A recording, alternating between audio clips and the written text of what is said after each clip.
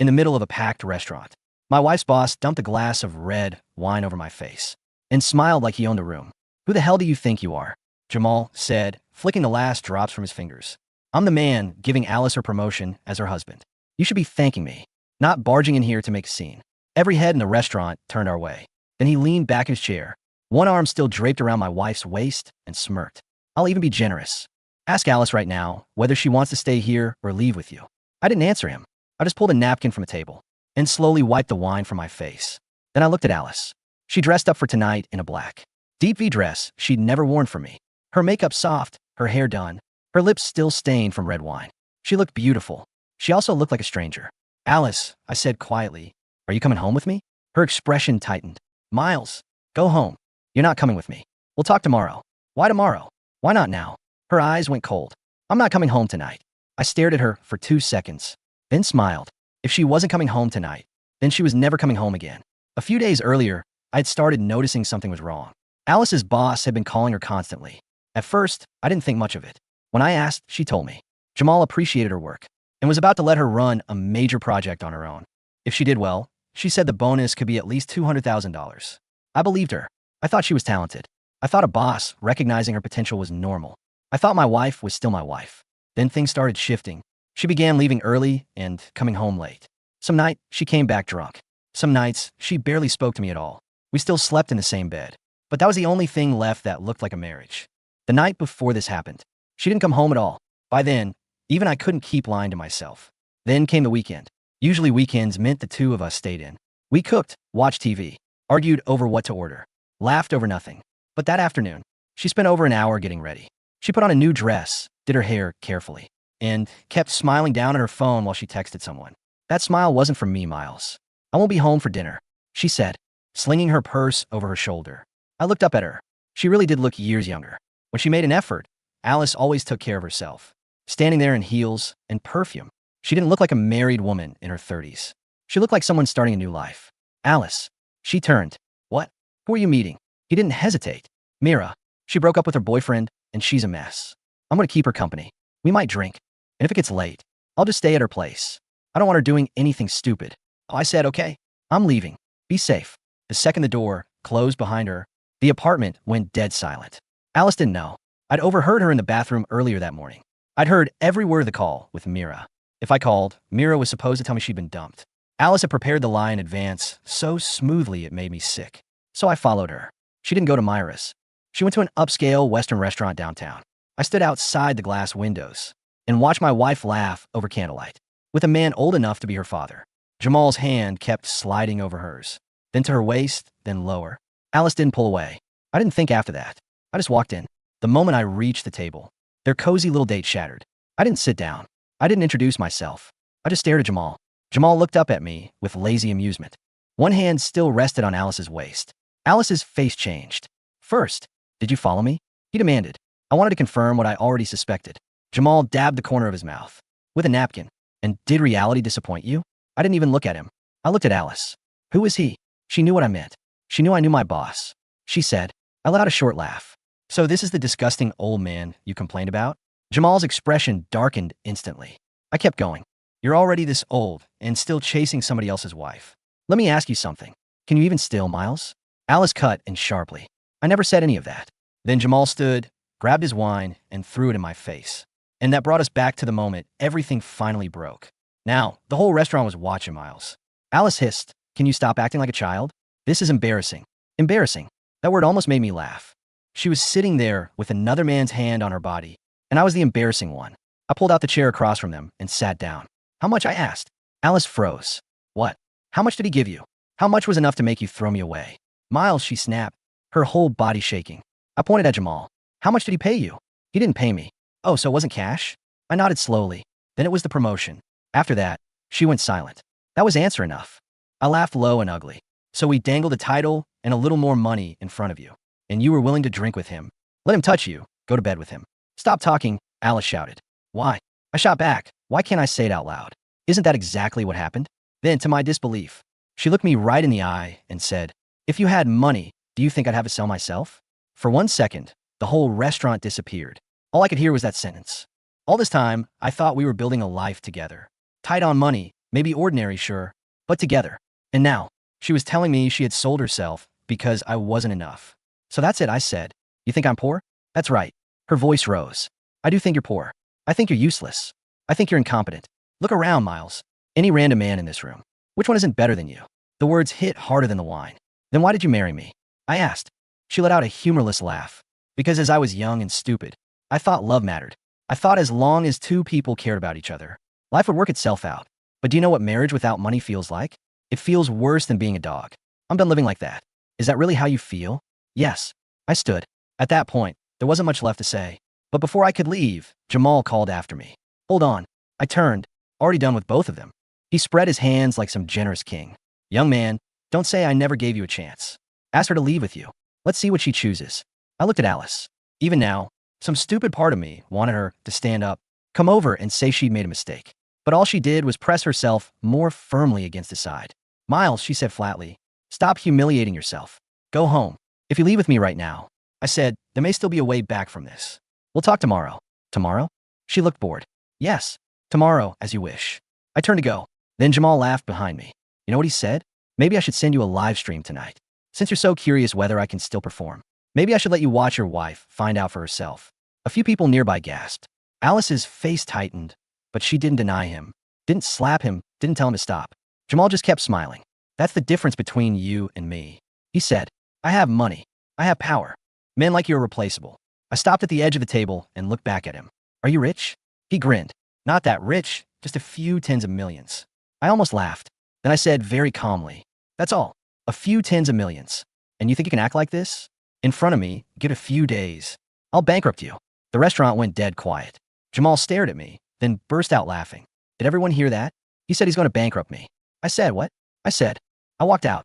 As the glass doors closed behind me, I heard him ask Alice whether I'd lost my mind. I heard her answer, too. Don't mind him, she said. He likes to brag. Outside, I stood under the lights of the parking lot and watched their reflections blur behind the window. Then I took out my phone and made a call. Mom, I said, I want to come home and eat your cooking that night. Alice didn't come home. I didn't sleep either. I sat in the dark scrolling through old photos of us. Our first trip, our cheap little wedding, the tiny apartment we'd once been proud of, the silly selfies she used to send me when she missed me at work. Looking at them felt like pressing on a bruise. People say betrayal is anger. It isn't. Not at first. At first, it's grief. It's sitting in the dark, staring at proof that the life you thought you had never existed the way you believed it did. By morning, I was done grieving. I packed my things and set them neatly by the door.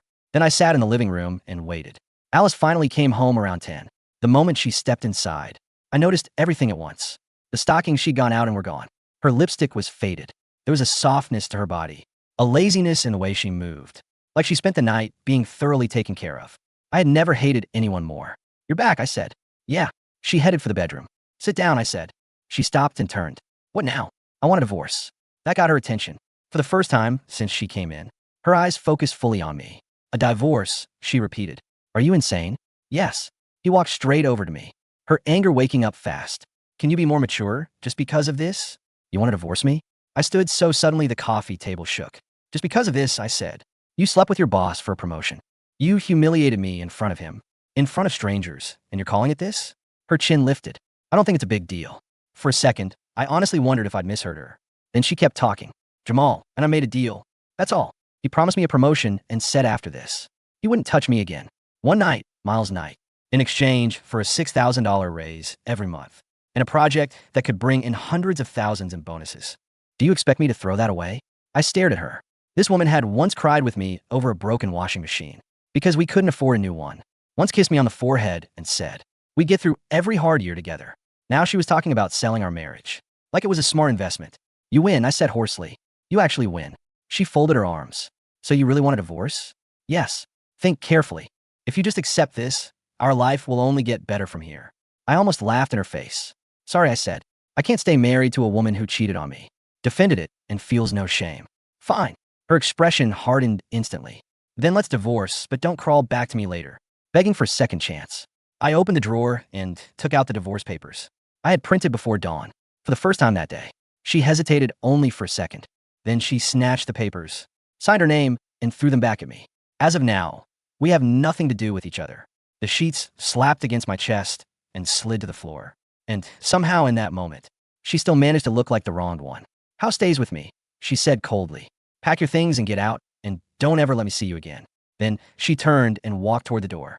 I didn't stop her, didn't argue, didn't ask one last question. I just watched her leave. The second the door shut, my phone buzzed. I looked down. It was a message from my mother. Dinner is ready. Your father is already home. So are the lawyers. Second message came in before I could move. In Jamal's company. Your grandfather says he can be gone by Monday. I stared at the screen. Then for the first time in 2 days, I smiled. At that exact moment, another message appeared from an unknown number. It was a photo. Alice was in Jamal's office again. Only this time, she was crying. And, standing behind Jamal, one hand resting on the back of his chair, was a man I knew very well. My uncle. Below the photo were 6 words. Nephew, the trash has been collected. I stared at the screen until the backlight timed out, leaving only my reflection in the black glass. I didn't look like a man whose marriage had just violently imploded. I looked calm. A strange, glacial calm had settled over my bones. I picked up my duffel bag, slung it over my shoulder, and walked out of the apartment. I didn't lock the door. It wasn't my home anymore. Downstairs, the humid city air clung to the asphalt. A sleek, midnight black Maybach was idling quietly by the curb, completely out of place in our mid-tier neighborhood. As I approached, the driver's door opened. An older man in a charcoal suit stepped out, his posture impeccably straight. Mr. Sterling, he said, bowing his head slightly. It's been a long time. Hello, Marcus, I replied, tossing my bag into the open trunk. 3 years. Your mother requested I bring the extended wheelbase. She thought you might want to stretch your legs. Marcus opened the rear door. I slid into the back. The scent of rich, bespoke leather and the absolute silence of the soundproofed cabin washed over me. For 3 years, I had squeezed on a crowded subways, calculated grocery budgets down to the cent, and worn off-the-rack suits that frayed at the cuffs. I had done it all willingly. I had wanted to know what the real world felt like. I had wanted to know if a woman could love Miles, the ordinary man, rather than Miles Sterling, the sole heir to the Sterling Consortium. I had my answer. To the estate, Marcus, I said. Right away, sir. The drive took 45 minutes, leaving the cramped skyline behind for the sprawling, heavily wooded hills of the private northern suburbs. We passed through wrought iron gates that recognized the vehicle, gliding up a quarter-mile driveway lined with ancient oaks. The house, a limestone manor that looked more like a modern fortress, was fully lit. Standing on the front steps, flanked by the warm glow of the porch lights, was my mother. Before the car even fully stopped, I was out. She threw her arms around me, her expensive silk shawl slipping off her shoulders. She smelled of vanilla and expensive amber. Look at you, she murmured, pulling back to cut my face. Her eyes were sharp, missing nothing. You look tired. You look thin. I'm fine, Mom. You're home. A deep, resonant voice echoed from the doorway. My father stood there, a glass of scotch in one hand. He didn't rush down the steps. He just watched me, pride and a heavy sort of sorrow in his eyes. Behind him, sitting in a wing-back chair in the grand foyer, was my grandfather. He was 82, possessed a gaze that could peel the paint off a wall, and still controlled a multi-billion-dollar private equity empire. I walked up the steps, shook my father's hand, and stood before my grandfather. You played the peasant, the old man rasped, resting his hands on his silver-headed cane. You learned your lesson? I did, grandfather. Good. He tapped the cane once on the marble floor. A painful education is the only kind that sticks. Now Arthur is handling the vanguard, but I want to know exactly how you want this insect stepped on. Fast and loud, or slow and quiet? Slow, I said, the word tasting like ash in my mouth. I want him to watch it all crumble, and I want her to understand exactly what she traded away. Then let's go to the study, my father said, turning toward the west wing. The lawyers have drawn up the blood work. Monday morning, Alice adjusted her collar in the reflection of the elevator doors. She looked flawless. The deep V-neck dress had been replaced by a sharp, tailored white blouse and a designer pencil skirt she had bought over the weekend on credit, anticipating her new salary. She checked her phone. No messages from Miles. She scoffed softly. He's probably waiting for me to call and apologize, she thought. He'll crack by Wednesday. He always does. But she wouldn't let him back in. The divorce was the smartest thing she had ever done. Miles was dead weight. He lacked ambition, lacked fire, lacked the fundamental understanding of how the world really worked. Jamal, on the other hand, understood power. The elevator pinged, opening onto the top floor of Jamal's boutique investment firm. Alice stepped out, expecting the usual quiet hum of wealth management. Instead, she was hit by a wall of frantic noise. Telephones were ringing incessantly, unanswered. The receptionist was nowhere to be seen. Several junior analysts were standing by the floor-to-ceiling windows, whispering furiously and pointing down at the street. Alice frowned, walking briskly toward Jamal's corner office. What is going on? She demanded, grabbing the arm of a passing HR manager. The woman looked at her with wild, panicked eyes. You don't know? The SEC is downstairs. They just froze our operational accounts. All of them. Alice froze. What? Why? I don't know. Somebody called our loans. All of our mezzanine debt, bought up over the weekend by a single holding company, and they've issued a notice of immediate default. We're locked out of the trading floors. Alice felt a cold prickle at the base of her neck. She pushed past the woman and half ran to Jamal's office. The door was ajar. She pushed it open. Jamal was not sitting behind his mahogany desk.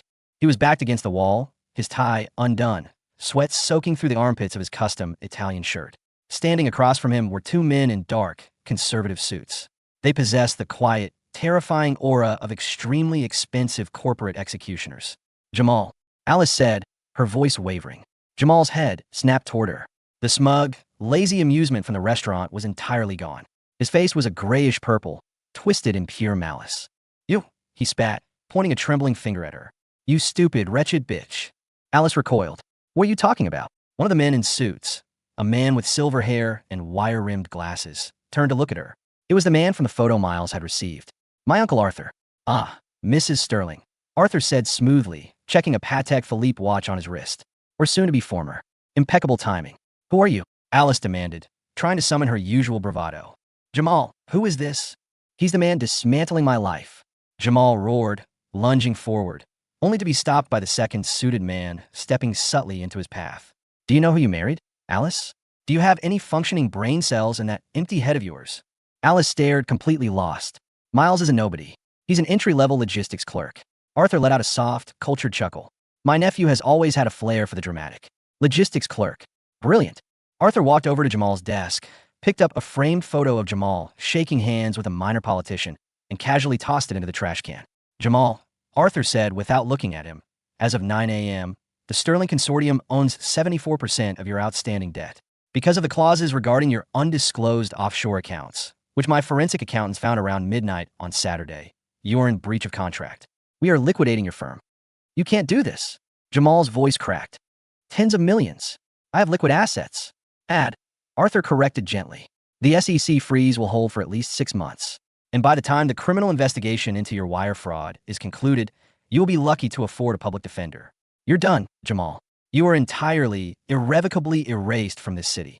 Jamal sank to his knees, his hands covering his face. The reality was crushing the air out of his lungs. Arthur turned his attention fully to Alice. She was trembling now, her mind frantically trying to process the words Sterling Consortium and nephew. Alice, Arthur said, his voice dropping to a register of absolute ice. My nephew gave you 3 years of genuine loyalty. He gave you the only thing he values, his time. And you sold it for a promise of pennies from a man who is now clinically bankrupt. Miles, Alice whispered, the color draining from her lips. Miles is a Sterling? And you, Arthur said, stepping past her toward the door, are unemployed. Your termination papers have already been filed by HR. Don't bother packing your desk. Security will escort you out. Wait. Alice lunged, trying to grab Arthur's sleeve. You can't. My promotion. Jamal promised me. Jamal let out a guttural scream from the floor. Get out. You ruined me. If you hadn't brought your husband to that restaurant, if I hadn't taunted him, get out of my sight. Alice stumbled back into the hallway, her breath coming in short, ragged gasps. Security guards were already stepping off the elevator, their faces grim. The junior analysts were packing boxes. The firm was dying around her in real time. She pulled out her phone, her hands shaking so violently she dropped it twice. She dialed Miles. The number you have reached is no longer in service. 2 weeks later, the fallout was absolute. I didn't watch it happen in person. I didn't need to. Arthur sent me daily dossiers. Jamal's assets were seized. His wife, whom he had conveniently forgotten to mention to Alice, filed for immediate divorce upon learning of his imminent criminal indictments, taking the house and custody of their children. He was currently living in a cheap motel by the airport, awaiting trial for embezzlement. Alice's descent was quieter, but no less brutal. She had tried to access our joint savings account, only to find it legally frozen pending our divorce mediation. She had tried to fall back on the apartment, assuming her demand that I get out meant she owned it. She learned very quickly from the landlord that the lease was fully in my name, paid by a trust, and the lease had been terminated. She was evicted with 3 days' notice. She tried to reach out to her friend Mira, the one whose breakup had been the alibi for her date with Jamal. Mira, having seen the spectacular collapse of Jamal's firm and the toxic radioactive cloud surrounding Alice, blocked her number. I was sitting in my grandfather's glass-walled office, looking out over the city skyline when my private cell phone rang. It was an unknown number, but I knew who it was. I had instructed my lawyers to finally give her my new contact info that morning. I let it ring 3 times, then answered. Hello, Miles? Her voice was frail, stripped of all the haughty arrogance she had worn like armor. She sounded exhausted. Speak, I said. Miles, please. Please, I need to see you. Just for 10 minutes. Please. We have nothing to discuss, Alice. The lawyers have sent you the settlement agreement. Sign it. I'm not signing anything until you look me in the eye. Her voice cracked, a desperate edge of hysteria bleeding through. You lied to me. You lied for 3 years. You made me think we were poor. You made me panic about our future. I paid every bill. I cut in, my voice dead level. I cooked your meals. I supported your career. I gave you every ounce of my heart. If not being a billionaire was enough to make you panic and spread your leg for a dying old man, then the flaw wasn't in my lie. It was in your character. Silence on the other end, save for a jagged intake of breath. Where are you? She finally whispered. The Sterling Building. Lobby level. You have 10 minutes. I hung up. I took the private elevator down to the grand lobby. It was a cathedral of marble, glass, and quiet wealth. I stood near the indoor waterfall, my hands in the pockets of a bespoke navy suit that cost more than Jamal's supposed yearly salary. Through the revolving glass doors, she appeared. I almost didn't recognize her. The polished, radiant woman from the restaurant was gone. Her hair was pulled back in a messy knot. She wore a simple trench coat over jeans. The dark circles under her eyes were visible from 20 feet away. She walked toward me, her eyes sweeping over the immaculate suit, the Rolex Daytona on my wrist, the 2 massive security guards who subtly shifted their weight as she approached me. She stopped 3 feet away. Her mouth opened, but no words came out. She just stared, her eyes wide, tracking the reality of who I actually was. You, she breathed. You own all of this. My family does. Yes. Tears immediately welled in her eyes. Why, Miles? Why didn't you tell me?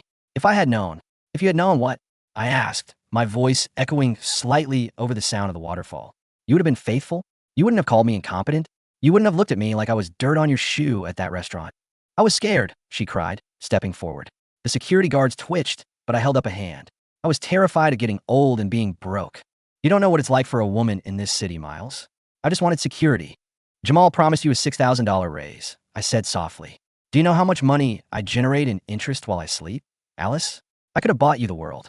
I wanted to buy you the world. I was going to tell you on our anniversary next month. I was going to bring you here. The color completely drained from her face. Her knees buckled slightly, as if the physical weight of her mistake was crushing her spine. Miles, please. I was stupid. I was so stupid. But I love you.